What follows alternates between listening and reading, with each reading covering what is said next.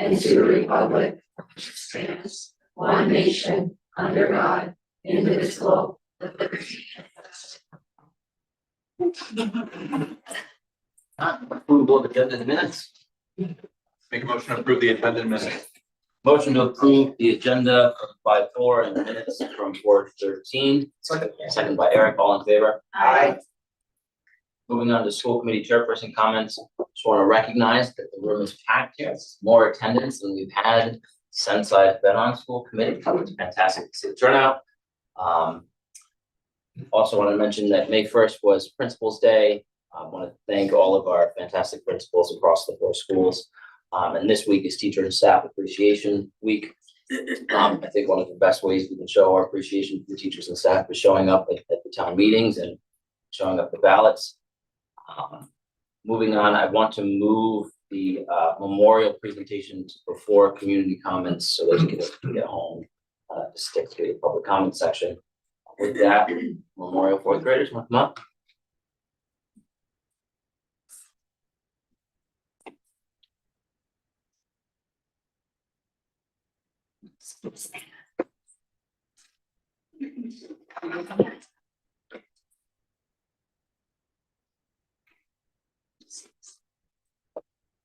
So last week we had some applied learning showcase events happening at Misco, Memorial, and Clough. This was in preparation for the applied learning showcase at for 1/8 this week in Boston on Friday. So this is one of our amazing groups from the Project Lead the Way. They made a program, and they're going to share with you, just like they shared on Friday, what they did with the project. Take it away, guys.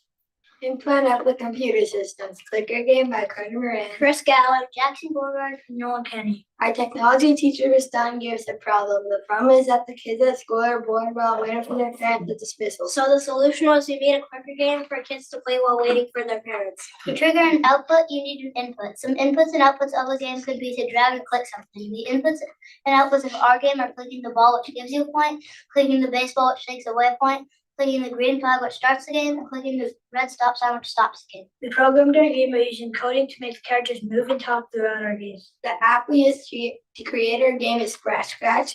It is an app that allows you to program and create games and stories.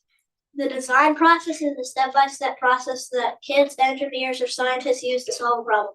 The 5 steps of the design process are ask, explore, model, evaluate, and explain. The changes that we made to improve our game are that we added an outro scene to tell the people what they could do if they would like to play the game again, and a baseball that would take away a point if it was clicked.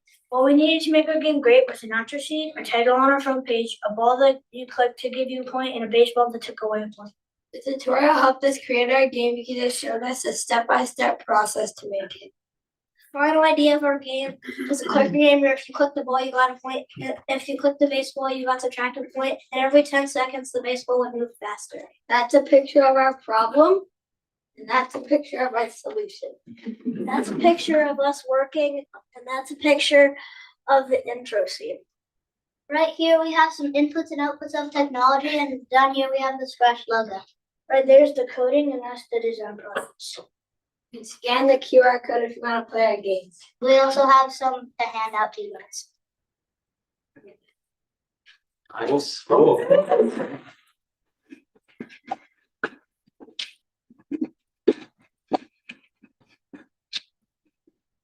You guys have any questions?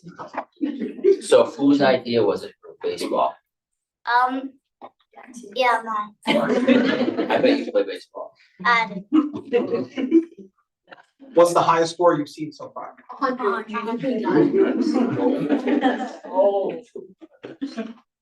We'll have to give it a try. Any other comments? Thanks so much, guys. That's awesome.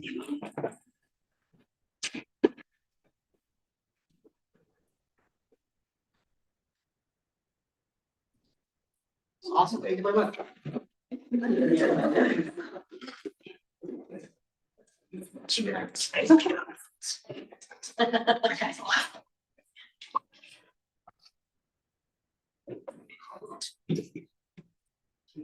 All right, with that we're going to move on to community comments. Before we start with the public comment section, ask that everybody remember the public comment policy. State your name and address before you speak. 3 minutes to speak. limited to speaking one time. And there's 15 minutes allocated for public comment section. With that, is there anyone that would like? Hi, I'm Dawn Shalali, 15 Leonard Road, Mendon. And I am just wondering, since this is such a crucial meeting tonight, as far as the budget presentation goes, and there are many families at home with young children watching, really eager to hear everything, I am putting in a request to ask the committee to consider adjusting tonight's agenda and moving public comments until after the budget presentation is done. Thank you. Is there anyone else for public comment?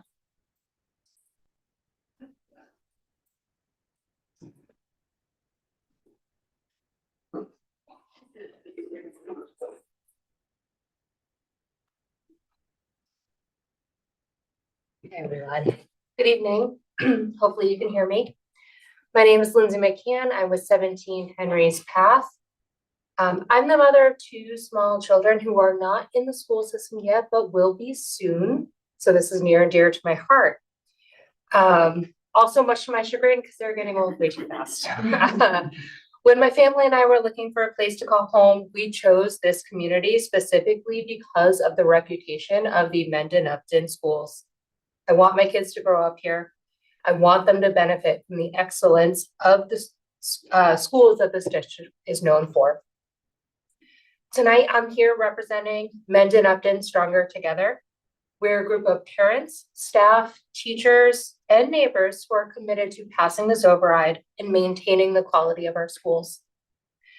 Since it's Teacher Appreciation Week, I do want to personally extend my deepest gratitude to all of the teachers and staff of the Mendon-Upton district. I know it's a time of incredible difficulty and uncertainty for all of you, and I want you to know that I stand with you. It's the people that make this district great, and I feel so lucky that we have such talented professionals guiding our children. And I'm truly devastated at the thought of losing such, so many critical positions and the programs that would go with it. I also want to thank the school committee and the administration. I recognize the hard choices that you're facing right now, and I appreciate the work you've done to build a budget that protects our children's future. We all know that quality schools are the heartbeat of our towns of Mendon and Upton. They attract the businesses, they welcome new families, I'm proof of that. And yes, they do protect our home values as well. As voters, we have a clear choice. If this override fails, there's a real cost to that. There's unemployed neighbors, there's families leaving for other districts, and there's a bigger financial burden on those of us who stay. But when it passes, we maintain the standards and the building the excellence that you all have built for the last decade. To my fellow residents, please remember that we need a yes in two different places, at the town meeting and again at the town election. We need both to restore our staff and our programs. If you want to help or if you're interested in learning more, please find us on Facebook and on Instagram or visit the website mustrongertogether.com. Thank you for the opportunity of letting me speak today. I stand with our schools and I believe we're truly stronger together. Thank you.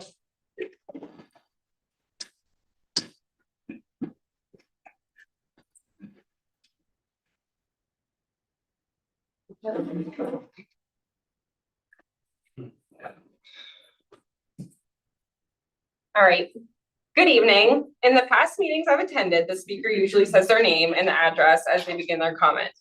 My name is Madison Malone, and while I do not live in Mendon or Upton, I would tell you that my home is 69 Main Street here in Upton. I'm here tonight to make a comment on behalf of the staff members in our district and a member of the Mendon-Upton Stronger Together group. Although I might be biased, working in a school is unlike most professions. Very quickly, students and staff become like family, and the community becomes a part of your daily life. Familiar faces you see both in and out of school. And right now, our home is at risk. The budget situation is not about added conveniences or small improvements like getting a new dishwasher, a TV for your living room. It's about maintaining the foundation of what we have created. A no vote on the override does not mean that things simply stay the same. It means losing critical support programs and stability. Staff members who are so incredibly loved and phenomenal teachers. It means the foundation beneath us begins to crack. Last week, staff members passed each other in the hallways, quietly wiping their tears before stepping into classroom and putting on brave faces for their students. This is the reality we're facing. And still, we remain hopeful because of this community. Mendon-Upton is an incredible district, and we are all so fortunate to be a part of it. Families consistently show up for our schools, whether it's academic nights, community events, or celebration as simple as something like trunk or treat. That support means everything to us. But now we're asking for your help. It has been 11 years since our last override, and this can't be pushed back any longer. The future of our world is currently the president of our schools, and they need you. On behalf of our students, our staff, and our schools, I urge you to ask questions, stay informed, and vote yes to support and sustain our community.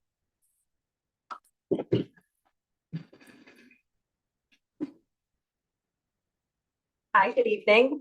My name is Allison Donahue. I also do not live in town. I live in North Attleboro. But I'm a first grade teacher at Memorial Elementary School. This is my 3rd year there and my 8th year teaching first grade. I've come to love so much about Memorial and its community. The students are the reason I enjoy each and every day of teaching. It's a gift to help them grow and witness their pure joy of learning. My team, coworkers, service providers, staff, and parents are like the cherry on top of it all. Together, our students are able to flourish and leave Memorial prepared and excited for the next steps in their educational journey. I'm here tonight not just to show support for the proposed override. I'm here to advocate for and support our students. Without our current teachers, service providers, and support staff, our students in all grades will be negatively affected. I'm unsure if the community is truly aware of how much of an impact this has on our schools and the children that rely on them for future success. 70+ staff were sat down Friday and told their positions were being cut, reduced, or reassigned. 70+ staff in our district equates to about 15%. 15% of staff across all schools. However, at Memorial, that percent affected was much greater than 15%. I stand here as an advocate for your children and the students I am lucky to teach. I stand here for them, hoping the townspeople of Mendon and Upton see the value in their schools and choose to invest in their future and the future of your towns. The fate of your young council members rests in your hands. Thank you.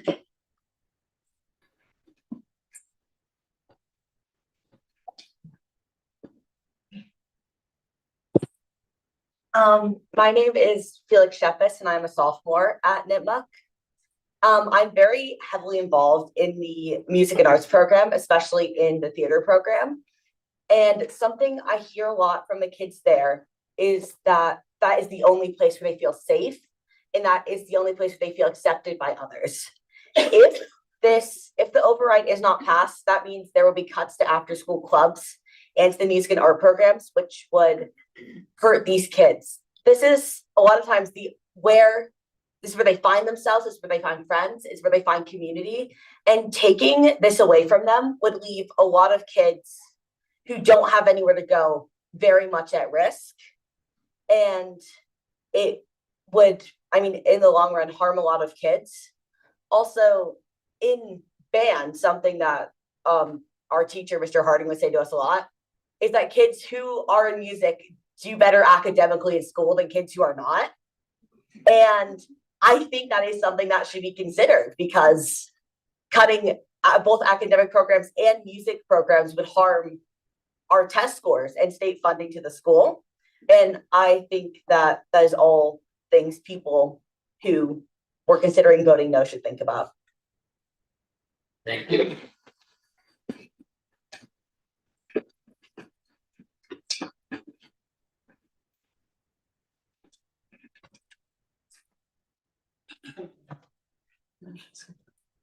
Is there anyone else in the room for public comment?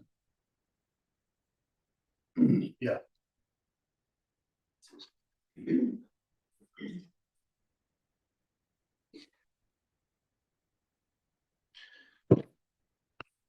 Good evening. My name is Eric Dunham, 3 Tyler Road here in Upton. So similar to the scenario that our first commenter made, my wife and I, before we began a family, we looked for our first home and stumbled across Upton. And that was back in 1998. So we've been here for quite a few years, 28 years. And one of the things that attracted us to Upton, not only was the lovely aesthetic that the community and surrounding communities have, but also the fact that clearly the towns, the district, or the towns were investing in the district itself. 2 years prior, this building was actually constructed and populated, right? So fast forward, and we get to 2011.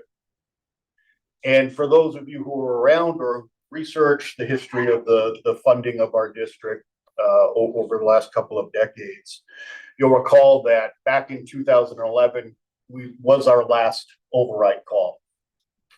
And there were a number of extenuating circumstances. Predominantly, it was the rising healthcare costs, health insurance costs that called for the override, along with a handful of other things that were outside of the district's span of control. Nonetheless, the town voted to approve that particular override. And it was a fairly substantial override. Quite frankly, it was much less than the one that we're about to consider in both towns. Last year, for fiscal year 26, we had some fairly significant capital projects that were approved at town meeting.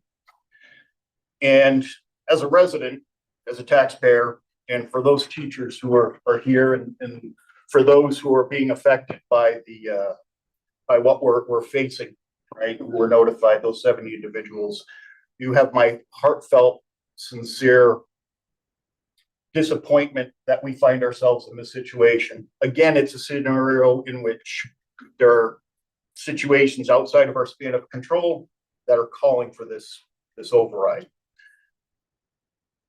To my point regarding the FY25 budget that we approved and the capital projects that we approved, specifically the what I would refer to as necessary investments or projects, capital projects, i.e. the fields, the walking trails. I'm not talking about the fact that we have leaks in roofs and other building requirements. But when I consider is the only approach to meet this budget deficit an override? Short-term answer is absolutely. We don't have a choice. But as a town, and as those responsible for the monies that we convey to you via our taxes, have we looked at, and I'm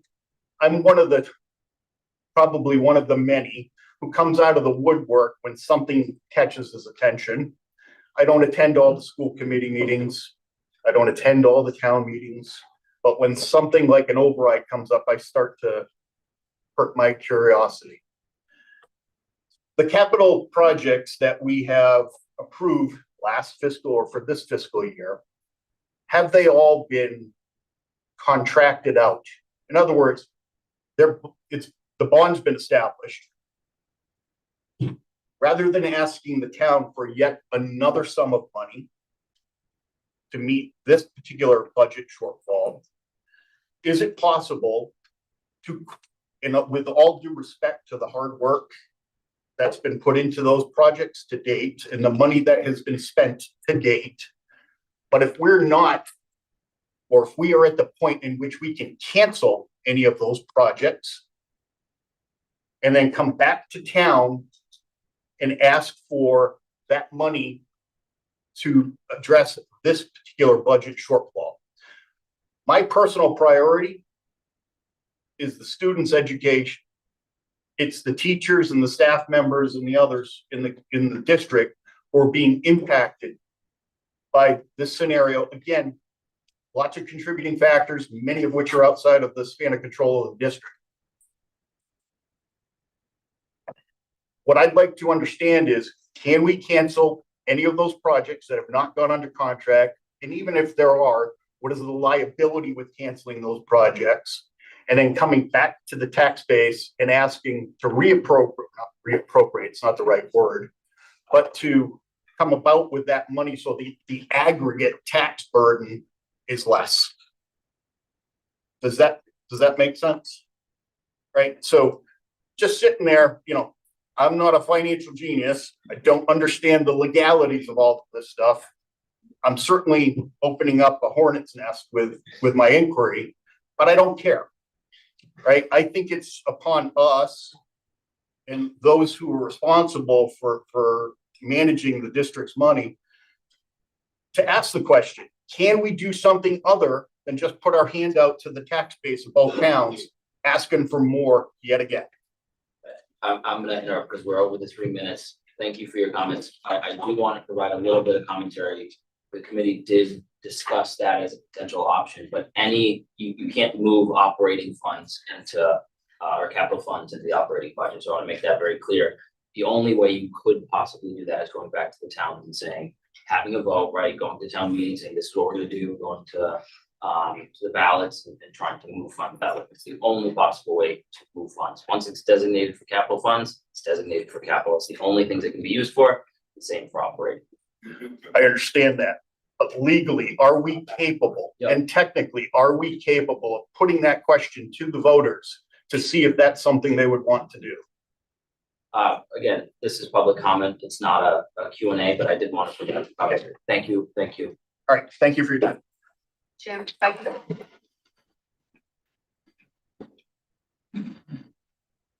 I know it's public comment, we don't have back and forth. One thing I do recommend, if anyone in the community ever has questions like that, you can send us an email and then we can get you those details just to explain it further, since we can't do that tonight. So feel free to reach out or send an email to me or Jay Meyer and we can get you that.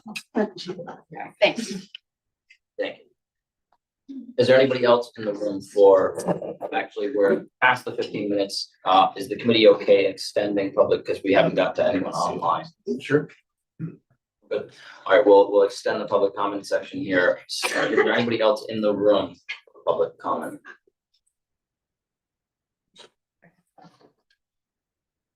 Sam, is there anyone online? Public comment. I see. Let me see, no hands raised. And with that, thank you for everyone who provided community comments. We're going to move on back to student comments, and our school committee reps here will give us some updates. Right. The mascot committee has narrowed the choices to 3 finalists, with the 3 finalists being the Bears, Coyotes, and Nor'easters. Voting will be open until May 8th. It is open to members of the community and students grade 3 through 12. And then also this Thursday, the Nipmuc lacrosse team in AMSA will be hosting the Fight Like a Kid game. It'll be held at the Northbridge Turf. It'll start at 5 p.m. So if you're able to join, it'd be great to see a lot of people turn out to support the event and the cause. All right, and then last week, Nipmuc DECA had the opportunity of bringing just about 30 students to DECA's International Career Development Conference, and that was in Atlanta, Georgia. So all of our students had a chance to compete in a leadership academy or competed against other students from across the world. So I want to give 2 special shout outs. So shout out to Jack Halvey and Cooper Shays, as well as Drew French, Caitlin Squires, and Adam DeBowick.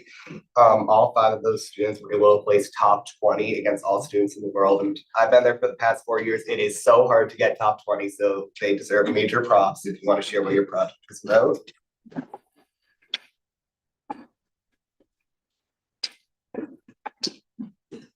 I can give like a little bit. So we went into UMass Amherst and researched their the university. Then we implemented a CSR application into their student portal. So it's a way to like get more like community engagement through community service hours, and then also just like bring people together.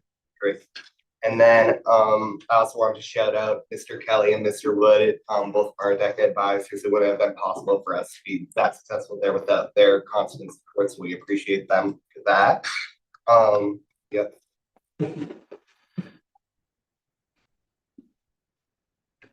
And then this week and next week, we have AP exams. So a bunch of students have been cramming, getting ready for those and doing some test taking. So best of luck to everyone for that. Prom. So prom is this Friday. It's going to be at Lake Pearl in Rentham. And I want to take this opportunity to remind everyone that if you're bringing a guest, bring some form of ID, and driver's license is preferred. And then I have just one final remark, and I didn't talk to Dr. Cohen about this. This is just my personal take. As a student, representative. I feel a responsibility to sort of share out, and represent what the student body believes. And so I think that when we talk a lot about this budget stuff, we're talking a lot about everyone from like the voters to the people impacted by like the override, but I think it's important to understand what the students are going through. So I'll talk about my personal experience. So I've been in this district for my entire life, and I can confidently say that without the teachers, staff members, and the robust opportunities that we have to offer, I wouldn't be the person that I am today.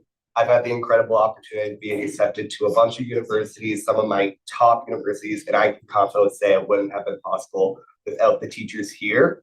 And after Friday, when there were the pink slips were issued, it really did hit our community hard because so many of the teachers who are so integral in the community at Nipmuc, and I'm sure the other schools, were impacted. And I can confidently say that if this override does fail to pass, there will be extremely adverse effects on day-to-day student life, larger class sizes, the opportunities that we have to offer, and just the teachers. Like teachers I haven't even had have made such a profound impact on my high school experience. And just knowing that there's a chance that they don't get to stay, it really irks me because it's like the vibes of Nipmuc are fire. Like I love Nipmuc, and like just this override, like I think it's important to understand that the students, this is who it will impact directly. And I understand that it's money and it's super sensitive, but I do have to say that teachers here and the staff that we have are so incredible that if we're risking losing them, and we'll probably have to go for an override next year if that doesn't happen, like, ugh. So I just think that we really need to consider it all, and everyone should go out and vote. So yeah.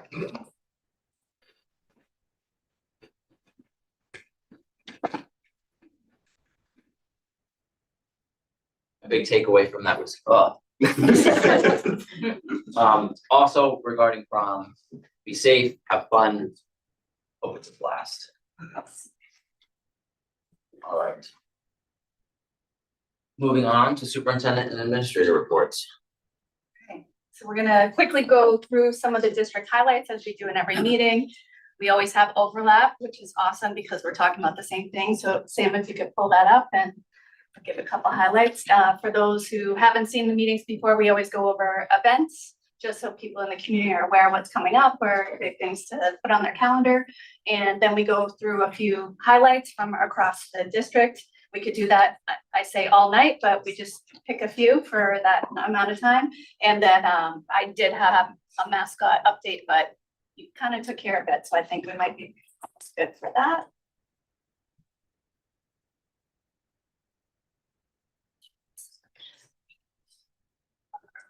Districts, we can do that. Okay, so starting with, we have a couple dates coming up. This Wednesday, we have the multicultural night. We usually have hundreds of people who attend and families who attend, and thank you to all the teachers that participate in running that, and our Spanish Immersion Advisory Board, which is integral for the organization of that program.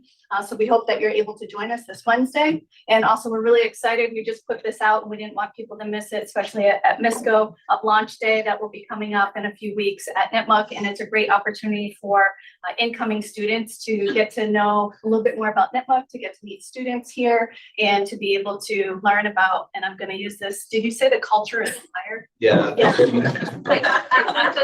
I'm going to quote that because I have been saying when I get to my slides on the exceptional district and every presentation, I say the culture, everything is just so good. Like we've been just killing it and doing great things. And I'm staring at all the wonderful people. But when he says that, like to hear a student say that, that's what I should have said. A culture is fire. That's what it is. But it's so true. So thank you. And we want our middle school students to learn about that. Next slide. We have just senior month for athletics. So please come out and support our seniors on the fields. We have a number of games, so you can go out and support them. Next slide. I will not list and read off all of the events that I ran out of room on the slide. This is one of the busiest times of the year. And this is where we have tons of showcasing of our learning and student opportunities that we have, a lot of field trips that take place, a lot of bringing in of the community, and all of that's highlighted. You can find in all of your newsletters as well. Next slide. And we'll jump to a couple of features. You just saw some students from Memorial, but we also had this going on at Clough as well, where students we had our grade 4 mathematicians, and they were in a ST Math Showcase event, and that just happened this past Friday, and they got to select a ST Math puzzle to decode. They analyzed the mathematics behind the puzzle and presented how those concepts translated to professional careers. It was really nice to have an authentic experience where we had outside judges that were able to come in for that. Go to the next slide. And then we just were talking about the Memorial Showcase. I was able to go and check this out. So I felt fortunate, took some of these photos there, and wish I had more time to talk to all the students because their work was incredible. You just saw one of the examples here, and I want to thank the people who have been organizing it and the teachers that were organizing it. And every year, and I grab the teachers at the end and go, it's so much better even than last year. That gets better and better every year. Next one's Decca. I had to put the picture of Decca up there to make sure we had it up there, but we talked about that, so congratulations. Next one. We had the Misco Hill Middle School Talent Show, which is one of their favorite fun events that just took place last week. You can see some of these photos on Facebook as well. I pulled a couple of them from theirs on Facebook, but we had dancing and magic and musical performances, and when we say the culture is fire across the district with our students, we have incredible teachers, incredible students, and they do amazing things within the classrooms. And why do I show this and feature this or have students come here or in all of these presentations? Because not all of the parents and community members are able to see what's happening in the classroom. And I wish they had the opportunity that I had to walk through buildings and be able to see the amazing things that are happening. That's one example. And then just to end it out with the Nipmuc Science Symposium, I heard that we had over 200 guests that came through. It was the most that I had seen. And thank you to Jim Foreman and also all the teachers that were involved in this and everyone's flexibility, because I know it's a lot with having the different students come through. But we were able to have some students in 4th grade as well as some middle school students joining our students at Nipmuc. And you would have original research, lab investigations, design projects to families, community members, STEM professionals, all in the Nipmuc gym. I saw yours. Yours was on oxytocin. So we talked a lot about hugs and oxytocin and different ways to get it. And I learned a lot from that. So thank you. All right. Before I move on, any questions on those highlights from anybody? Okay. And then just on the mascot, we've been trying to at least visually be able to let you know. So for the community to see what was just mentioned by Kaylin, we have bears, coyotes, nor'easters. Please get your votes in. My newsletter for the district will be coming out soon. If you missed it in the school news letters, they're in all the school newsletters to have the links for the community. I know we've already had hundreds of people who have submitted, and we're really excited to see. We'll come back together, and then at the next school committee meeting, you can kind of go through the slides quickly. I'm not going to talk about them all, so I'm not flip through. I'll come back at that May 18th meeting, and we'll have the big reveal of what the community decided. And then after that, we'll go forward with the marketing materials and working on the design for that. But it's been a great process, and I thank you for the whole committee that's been working on that. So that concludes my quick updates. Any questions before we move on? All right. So next up, we have just a quick update on capital project report. And I know everyone's here to listen about the budget impact, but I almost thought of suggesting to move this to the end, but we do have a few updates related to this that people in the community might want to hear about. So Jake, come on up. That's you.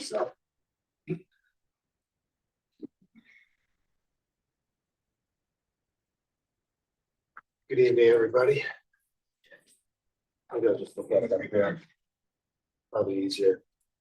Okay, so let's start with the roof HVAC project. Bids are going to probably be released in August. We're still kind of in a holding pattern with MSBA as far as getting things done through them. I did get an updated schedule from them today, so I'm going to try and pull that up right now.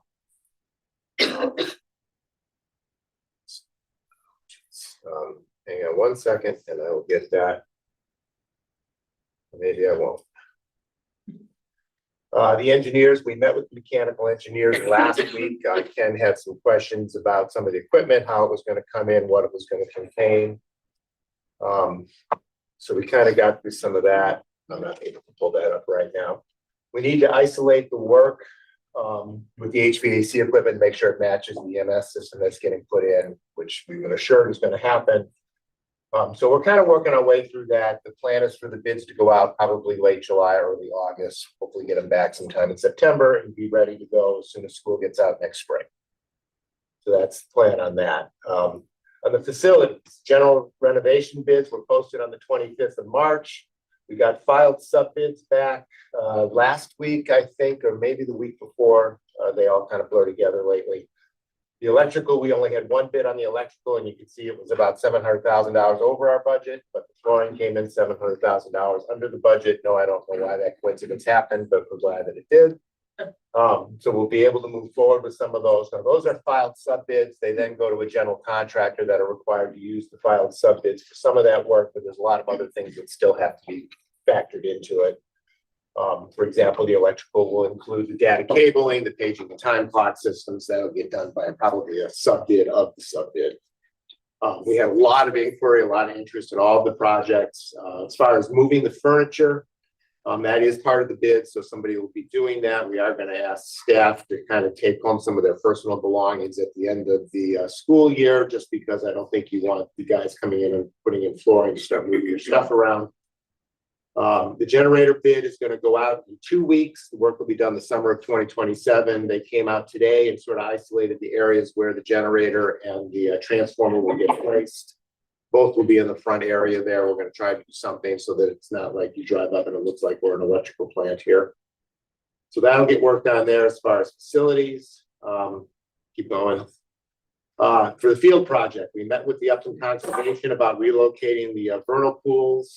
They did not dismiss that option. They didn't say they thought it was a great idea. Their biggest concern is that if a vernal pool gets relocated, they want to make sure that it still will hold water and the environment will stay the way it's supposed to stay.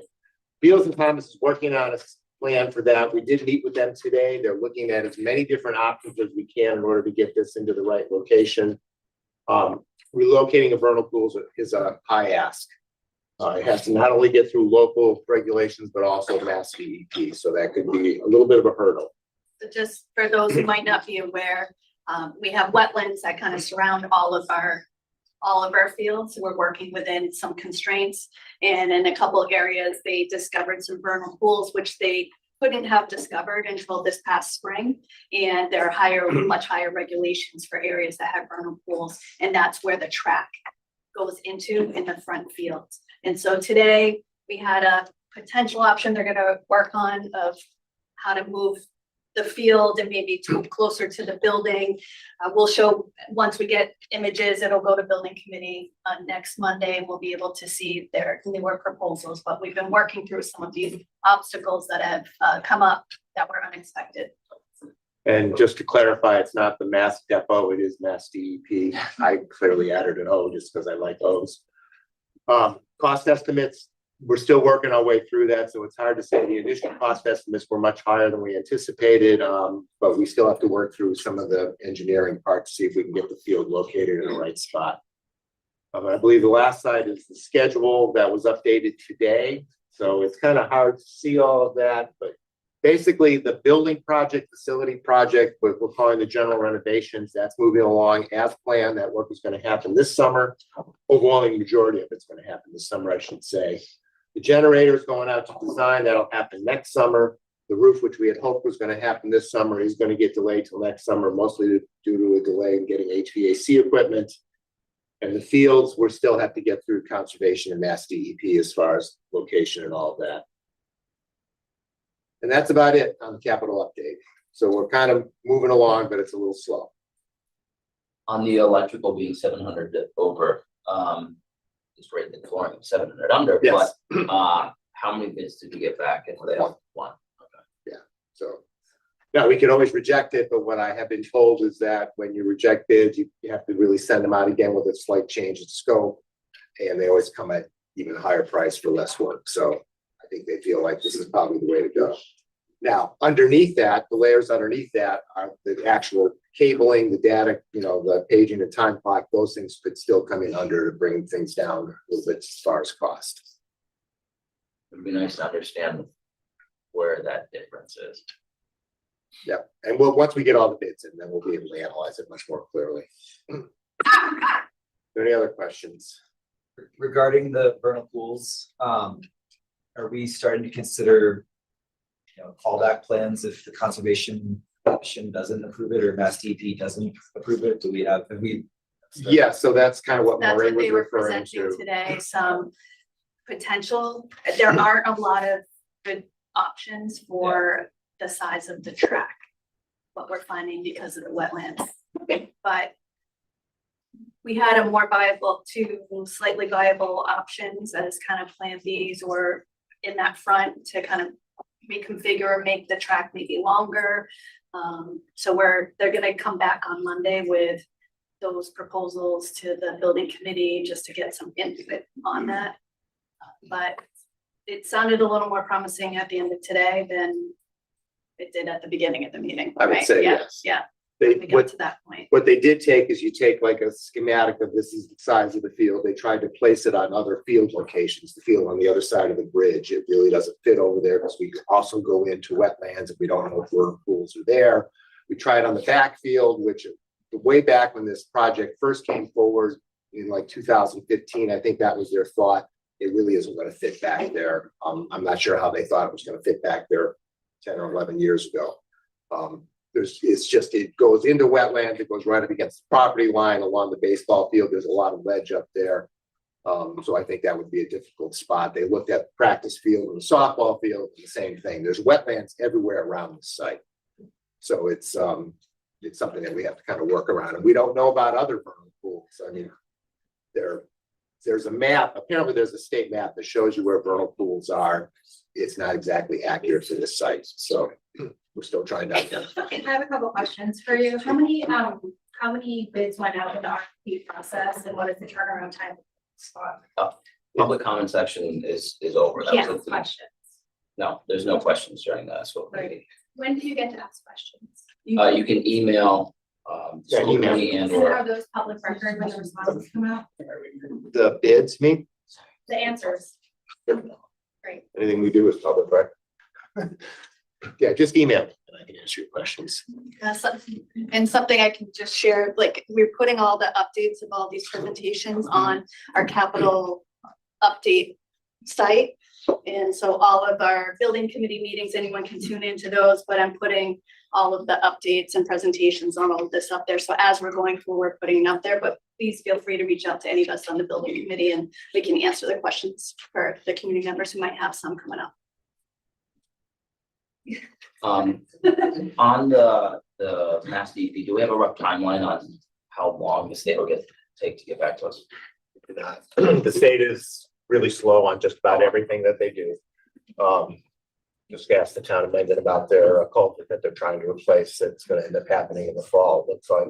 So the next stage is to go back to Conservation Commission. And so we want to go back with a stronger plan now that we've identified the vernal pools and got feedback from the last meeting. And so then with the stronger plan, hopefully we can go back to them and then get advice on whether or not we can move forward, and then it would go to DEP. So it's sequential, we gotta get up. And Yeah. I mean, sometimes DEP doesn't get too involved in some of these local things, other times they do. Yeah. But it does have to go to them. I did pull up the schedule on the roof and the HVAC. It looks like awards for the general contractor will be about the end of August. Scheduled plans. There's a whole bunch of dates here. I'm not gonna go through them all, but it looks like we should be at general contractor point by mid to end of August. Last thing on the cost estimates for all the field projects being higher than anticipated. Sean, we should probably have the building committee sit down and come up with stacked priorities of all of the things. Yeah, that's already been in progress, actually. We're on hold until we can readjust the specifications for the main field. Yeah. So once that pans out, then the people that we've been involved with in the originally spec proposal will then go back through the assumptions again, because there's a lot of stuff in there that is just overestimated because they don't know the scope. And we know a lot more about the scope than they do. Yeah. So I expect the estimates to come back down in range. And then if we have to make any adjustments, then we will. Any other questions for Jay? Thanks, Jay. Set. Thank you.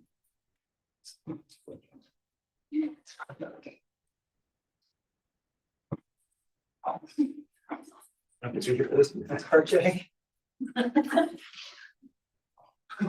Sorry, did I skip? Just knock me over, then we'll have to go. All right, so if we could pull up the. On to new business.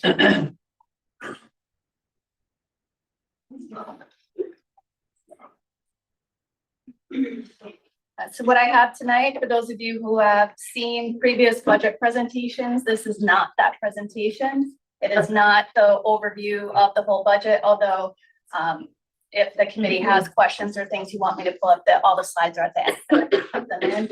But the focus of this presentation is to share the impact of the contingency reduction budget if the override were to fail, and to talk about some of the things that we've been talking about here. And my goal is to make sure the community is aware, really aware of the impact and how the negative risk and impact will be for us.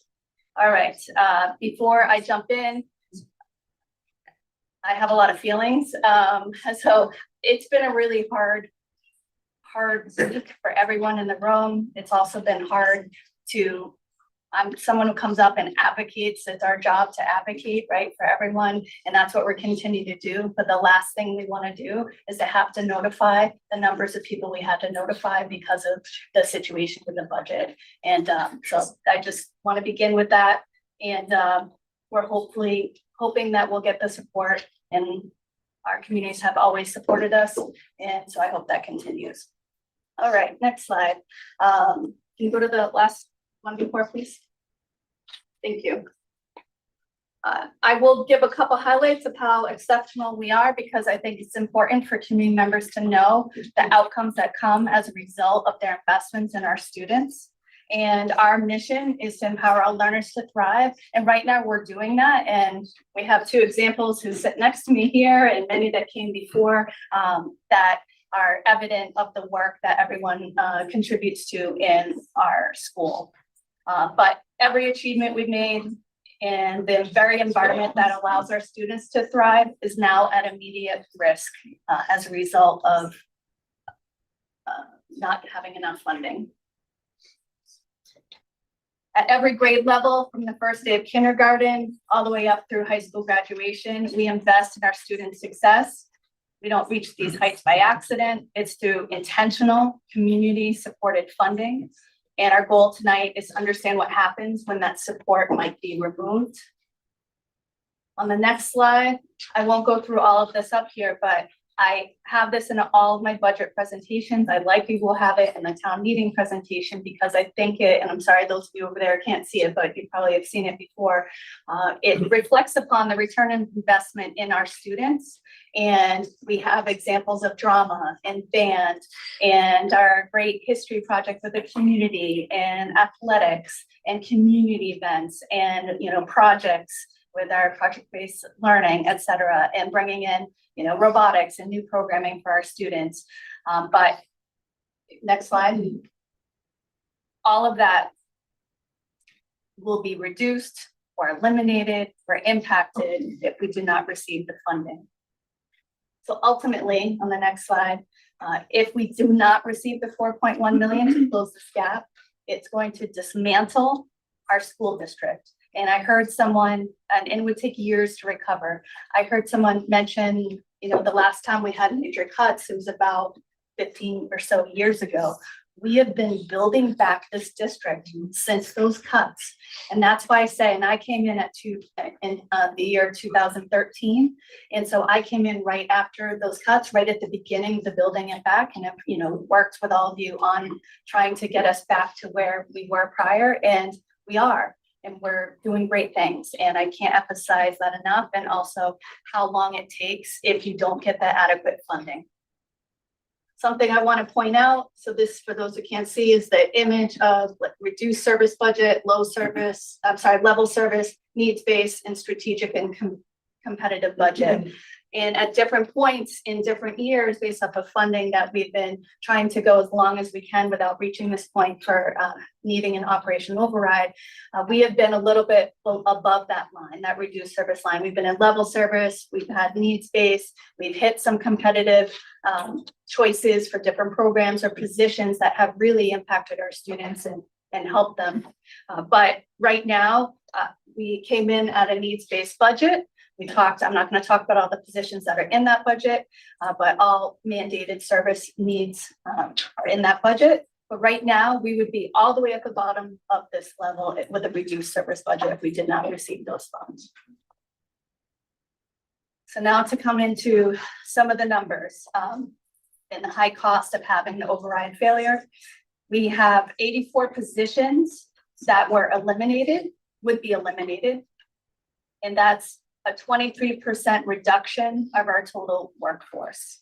We have 364 staff members, teacher and staff members that that's not including like substitutes and before and after school care, which often you'll hear me say we have about 400. Like if we're talking about the amount of people that work for us in total, it's 400, but for this mostly instructional staff, it's 364. On the next slide, another impact by numbers, and this can be a little confusing, but the scale is massive. Between layoffs and eliminated vacancies, 96 personnel are impacted, either through layoffs, non-renewals, reassignments, or transfers.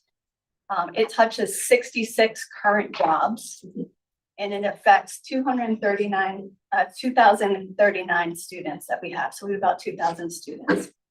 And again, the recovery from this is measured in years, if not decades. And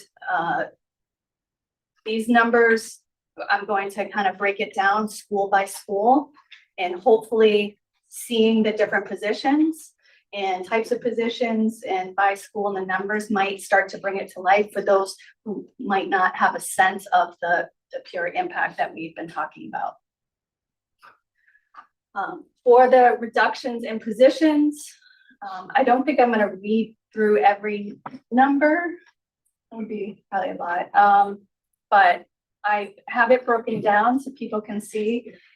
I'll just read through it. So in the administrative assistance grouping, 4, administration, district operations, 6, contracted employees, 1, custodians, 5, murder representatives, teachers, counselors, reading specialists, etc., 34, lunch, recess monitors, academic tutors, assistants, nurse, library, that's all grouped together, 22, paraprofessionals, ABA techs, 13, and that leads to the 84 positions that are reduced by category.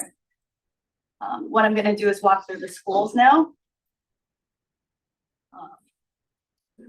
On each of the slides, I outline the notices that were given out, the number of layoff, non-renewal, and the number of reassignment transfer, because I want people to also understand that there's a lot of disruption that takes place in addition to the job potential positions loss and job loss as well, both within buildings, that's a reassignment, or cross buildings, those are transfers.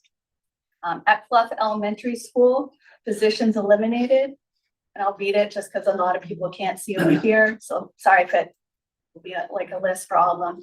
I just want you to be able to hear academic tutors, administrative assistant, custodians, health assistant, intern, instructional coach. That's also split with MISCO, library assistant, lunch recess monitors, paraprofessionals, reading specialists, speech language pathologist assistant, Spanish immersion teachers, special education teacher.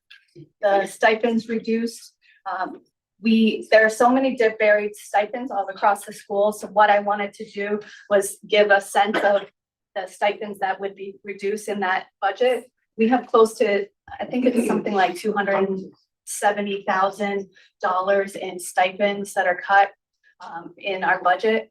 And these directly also impact students. And if there are ways to bring some of them back in any way, in any process, like we'll be looking for that, or some might have to be like fees for families. We don't have that figured out because we're hoping we're going to get this through and we'll be in a positive space, but just kind of want to outline that. I'll give you a sense of the types of stipends in each of the schools so people can understand. But Bluff Elementary School, we have course with curriculum assistants, garden manager, newspaper, yearbook, and 504 coordinator, and some others that are for Bluff Elementary School.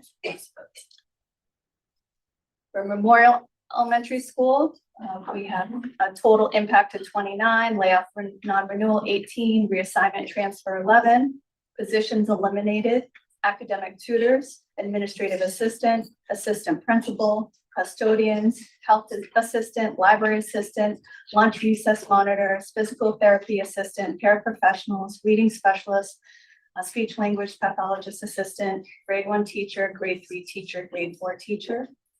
Stipends reduced, course, curriculum assistants, newspaper, yearbook, 504 coordinator, and others. Jumping to the middle school, layoff for non-renewal, that's 22, reassignment transfer 4, total impacted 26. I have a fee slide here too, increase in athletic fees. We have money, some money is budgeted for middle school athletics, and the money budgeted is in the reduction plan, so that would be removed for the middle school athletics.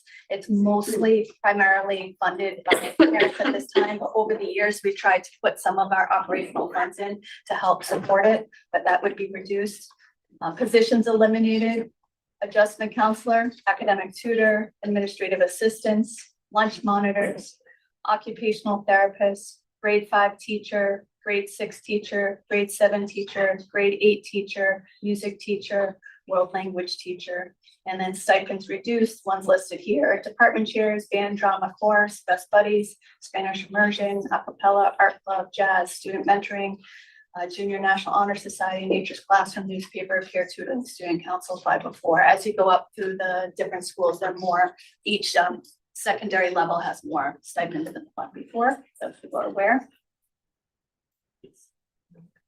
At Nipmuc Regional High School, notices layoff non-renewal 10, reassignment transfer 6, total impacted 16.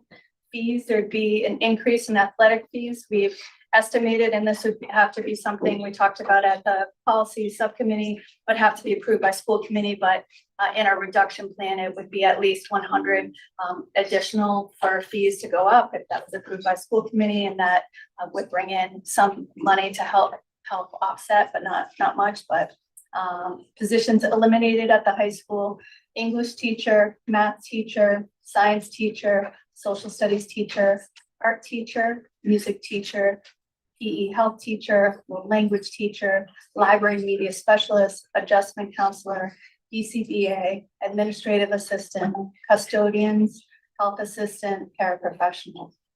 Stipends reduced, department chairs, class advisors, band, drama, chorus, jazz, Spanish exchange coordination, best buddies, GSA, Model UN, NHS, peer tutoring, skate club, student council, and others that are at risk. For district, notices layoff 4, reduction 0.3, unfilled 2, total impacted 6.3, positions eliminated. Our school resource officers, we have 1 in each town.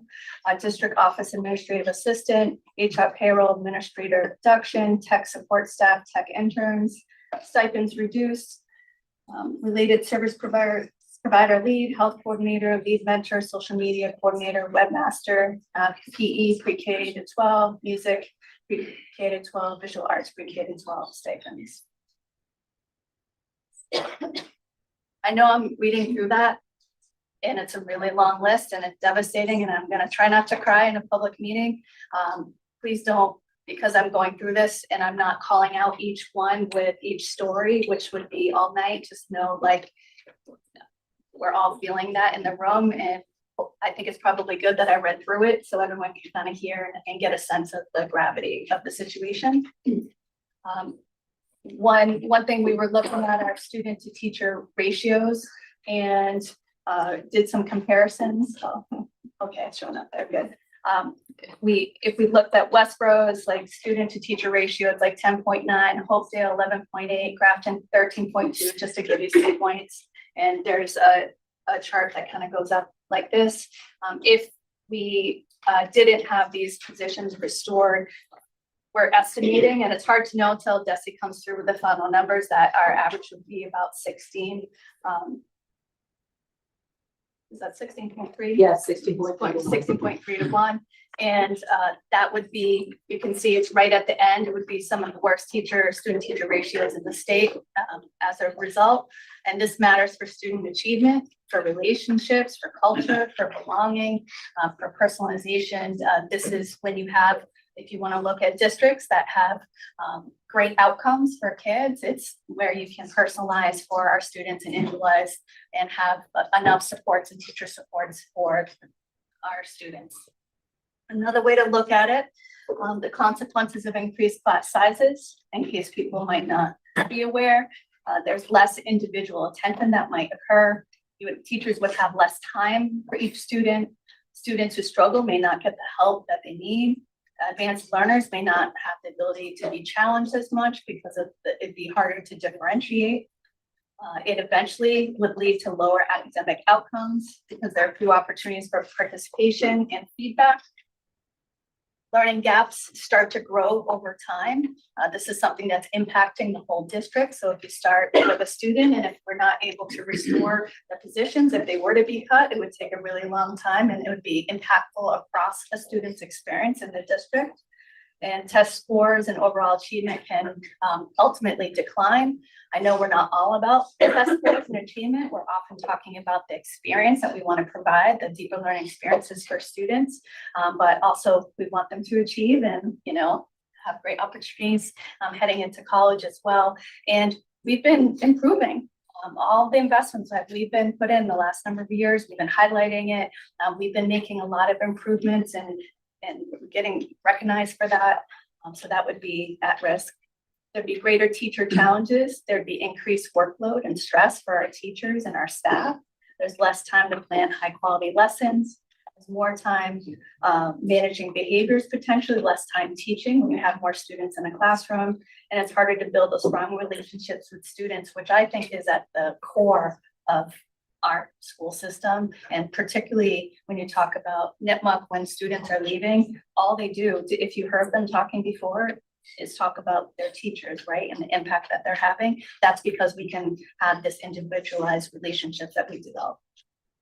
It then brings a weaker school community, fewer opportunities for our clubs, activities, and enrichment. You heard the list of stipends that are at risk. Those stipends, we are able to have staff members that are able to provide an outstanding array of activities for our students. We know, and I know we had a comment earlier about the impact of music, right? The studies that show music help you, but we also know when we talk about we empower all learners to thrive, it's thrive in all areas. It's not just academically, it's socially, behaviorally, and also in all the skills that they can learn and take on in the portrait of a learner. And that's what we believe in and what we talk about. That's at risk. Our portrait of a learner, these competencies that we're trying to develop in our students throughout the whole district that we are at risk. There'll be less personal connection and less supportive learning environment for all over time. We put together a pretty big list of brainstorming of other things that could happen. I know I've been focusing a lot on the classroom. Of course, that's the most important. That's why we're here. But there are other areas that are going to be impacted as well. So this slide talks about impact on students and families, some of the things that it says, and I will read it just so everyone can see what it is. Large class sizes might not be manageable. Some of this might repeat from the previous slide. There's limited individualized instruction. There could be delays in medical attention when we have less health staff, nursing staff. Delays in reaching the school office for families when we have a reduction in a much greater burden, our administrative systems and office staff, if we have less people. There's a reason why we have the numbers that we have in the offices, because that's how many we need in order to run these buildings. And we all know it's the office staff that run the buildings. Okay, it's not the principals. Don't, I know they're right here, but we all know like that who actually runs the show day to day and helps us function. The attention to student behavior could be limited. There's an inability to address student learning gaps. The removal of academic tutors and potential Title I tutors with lots of funding, etc. Those in reading specialists, they provide the interventions, the extra supports. We're able to pull out into smaller groups, and that's our MTSS. It's tier 1, 2, 3. And that definitely will lead to issues with student learning and addressing learning gaps. A reduction in electives, which we talk about, you have, when you think of like English, math, science, social studies, like these core classes, it would be a reduction in electives in those academic areas when you have less teachers, because we're required to teach certain classes. I'm thinking more like at the high school right now, but just as an example, you're required to teach certain classes. So all of these great opportunities we have for other electives that students want, let's say, you know, we have creative writing and we have awesome stuff in the English department. I'm just looking at Chris here, so it's like coming to mind some of the classes that we have, that would be impacted. And then we have world language. We've been able to expand some of our additional classes beyond like the core language instruction, learn about culture and food. That will be limited. And then other areas such as, you know, music. We have an impact in the district with music. There'll be reduction in offerings for band and chorus. And that is significant across the middle and secondary level. I know I'm trying to look around and think of other examples to give, but thank you, art. So we have a reduction in art. What else? Technology classes are impacted.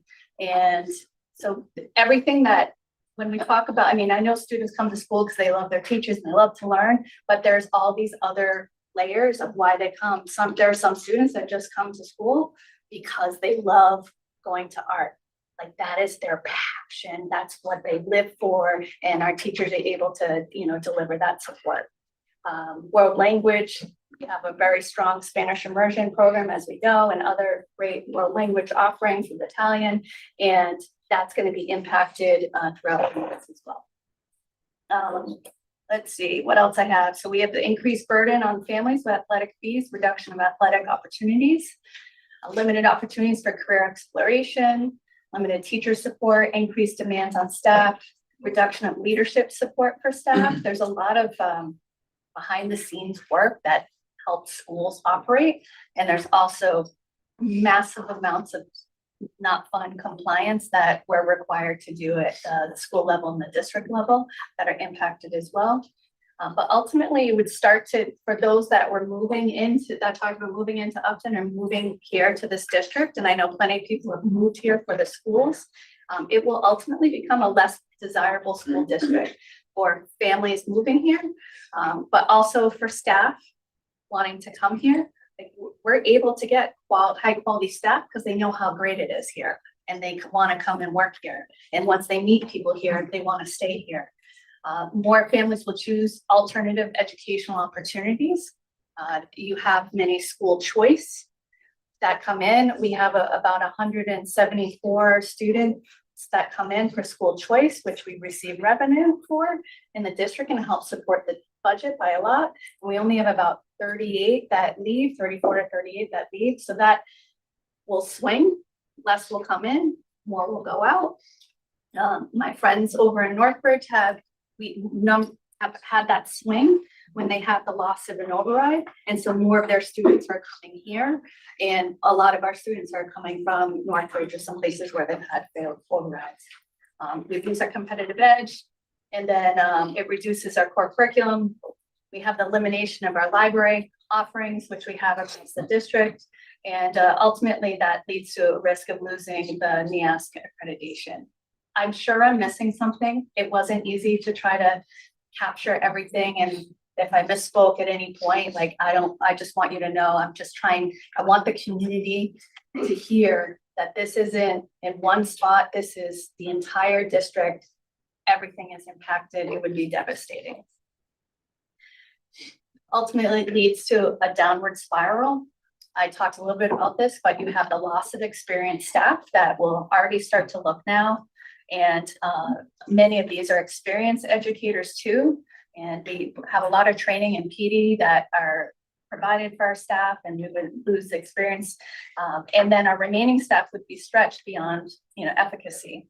When a teacher loses their aid or behavioral support, student learning is always going to be impacted. Student outcomes, I talked about the narrowing of options, the reduction of core curriculum, and just know that we have, we have programs right now that help students stay in school.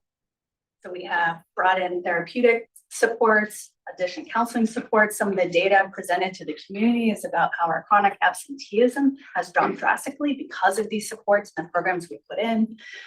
We have really incredibly strong special ed staff and programs for our students. But if we're reducing all these additional supports for our students, the likelihood of students not getting their needs met eventually and having referrals to out of district will then lead to more students leaving the district, and we want our students to be in our district. And then it costs a lot, it raises costs as well. So some of the financial impact, let's see, I didn't talk about AP, advanced placement courses. I talked about some of the electives, but we'd be eliminating a number of advanced placement classes at the high school level as a result. And it would erode the community desirability that has historically supported our property values. Less students mean less state funding support. Some people may not know that when we get state funding, and granted, we talk about it's less than 1% that we're getting. I always do this with the line because that's how much we've been getting, like less than 1% from the state. But it's not 0%, and we need those funds. When you have enrollment that declines, then you receive less funding because it's per student. Ultimately, this is going to be a burden on families far beyond, voting for supporting the override. It would bring about higher fees. We'd have risks of inequities with students who might not be able to afford and not being able to participate. Home values will ultimately decline, which I think someone spoke to earlier. And we have a reduced service budget in that list because we have to and show what it looks like. But it's built for a crisis. It's not for long-term stability and management, and it's not responsible. So if the towns were not to support this and we have to make all those cuts, guess where we're going to be next year? In a reduced service budget, because we'll be coming back for another override, and that gap just got this much bigger and it's going to get bigger. So it doesn't, by not closing that gap, it can definitely help hurt us even more so in the long run and keep us below that line, which we don't want to be. Next slide. All right, so a couple quotes for you to kind of finish this off. If we're talking about, middle school at the most vulnerable age for student mental health, we're reducing the very counseling and behavioral staff tasked with keeping our students safe and supported. We're narrowing the horizon for our students by cutting AP courses and electives. We're forcing our students to compete for college spots against peers from districts that didn't stop investing in them. Another quote, a school without a library is a school without a heart. We're telling our youngest learners that access to books and a dedicated space for discovery is optional. Another quote, our current classroom model allows teachers to meet every child where they are. This budget shifts to a mass instruction model that consumes all the teachers' time on large group learning, which erases the opportunities for dedicated one-on-one literacy support. Next quote, the more students who fall behind in literacy or math will no longer have the immediate small group support needed to catch up before the gap becomes permanent. And, I have put the quote in twice, so I don't need to read that again. All right, I'll fix that for the future. So next slide, we're at a critical juncture. You've seen this slide before where the community has a choice. We can go with reduction in services or invest in our strategic needs, invest in our teachers, in our schools, in our community, and ultimately in our students. And so it'll be up to the communities to decide which path they want. Upcoming town meetings and town elections. The first stop on this path for this choice is this Thursday. We have the Upton town meeting. That's going to be here in the Mendon-Upton auditorium. That's at 7 p.m. Then next Tuesday is the Upton town election that's held in the Mendon gym all day. Then Tuesday, May 12th is the Mendon annual town meeting as well. That's going to be, it's usually held in the auditorium. It's moved to the gym because they're anticipating more people to be there. And then the final stop is Tuesday, May 19th, and that's a Mendon-Upton election. It's important that people understand that it needs to pass at all 4 of those in order for us to be able to then go back to like resending the notices that were given out and be able to proceed with effective needs-based budget. At this point, thank you for that. And happy to take any comments or questions. Oh, that was a lot. One thing I have more comment than question, but the downward spiral of the impact, out of district placements, the choice out kids, the cost of unemployment, all of that is just dead cost. And when Dr. Cohen says we're gonna have to come back next year to get back, it's going to be more because we paid all of that cost and we've got to get back to where we want to be. So just wanted to highlight that, make sure everyone was aware of that. And I'd also like to say that in our visit to the State House this year, we were discussing this statewide. It's an emergency across the state. We're getting indications that either schools have already asked for an override or they're asking one for this year, and they had gotten one last year and they plan to do it again next year. So this is out of the Worcester County districts, which approximately for public school districts, it's about 60. The county's weird because they've got different definitions of schools. But approximately 45 to 50 are asking for, they're in the override cycle. We're not alone in this. This is happening statewide because of a reduction in revenue that we're getting at various places. Federal level, getting increases in healthcare costs, special education costs, etc.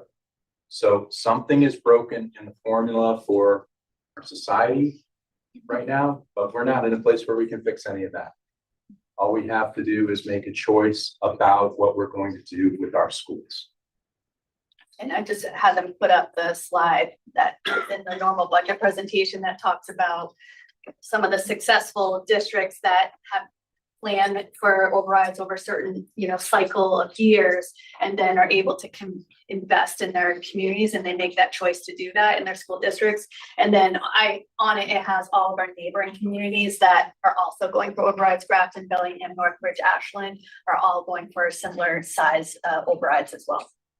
I do want to bring up, anyone with questions should definitely reach out, and whenever there's correspondence, I try to make sure some topic makes it on the next school committee agenda. I sometimes, Dr. Cohen is great at responding to emails and answering questions, but if there's something I feel that the committee should have a conversation about, Dr. Cohen and I have a conversation and say, all right, let's get it on the agenda so we can discuss. Any other questions or comments? Yeah, Jim, I'll go real quick. You don't have the last comment. And I think if I was not on this side of the table, I'd probably get up and make this comment on the other side of the table. I graduated from Nipmuc in '94, was raised in this town. Was gone for about 10 years, came back because of what other folks have mentioned, that we had 2 young boys, and we decided to come back to raise our boys in town. A lot of it had to do with the school system. If you look back and all those cuts that went through, nobody remembers a vocab test from high school. Nobody remembers a spelling test or whatever, but you remember all the extras, you remember the projects, you remember jazz band, you remember the yearbook club and all that kind of stuff, right? And I think that my biggest fear is all the stuff that's kind of fun to go to school. Not saying you guys don't make it fun every day, but truly the stuff that people remember is stuff that we're at risk. I'm not sure a lot of people were around in 1994, the year I graduated. We were a school that got massively cut. We were under probation, I think is the term or whatever. And the environment was awful, right? We lost our principal, we lost our vice principal, teachers quit left and right. Never mind the ones that were lost. And it's hopefully something that I never want to see again, because it was a really, really tough time. And, town rebounded, schools rebounded, they do, but nobody wants to go to another 10-year rebound. As Sean mentioned, this is a model that's broken. It's broken at the state level. We're doing everything we can to try to fix it. For folks that have amended, if I remember, I joined the school committee 5 years ago in May. I did it because nobody was running. It was literally 5 years ago right now. I'm not gonna be honest, I didn't quite understand it all. We were going through an override amended because of a mistake in budgeting. I jumped in as a writing candidate and have been on the board since. And what I can tell you is you've got a lot of dedicated people who've done everything they can to try to figure out how to make this work. You guys see the school committee meetings. We also meet as a budget committee meeting. And those meetings go on for hours and hours. And we spent a lot of time trying to figure out how to make this work.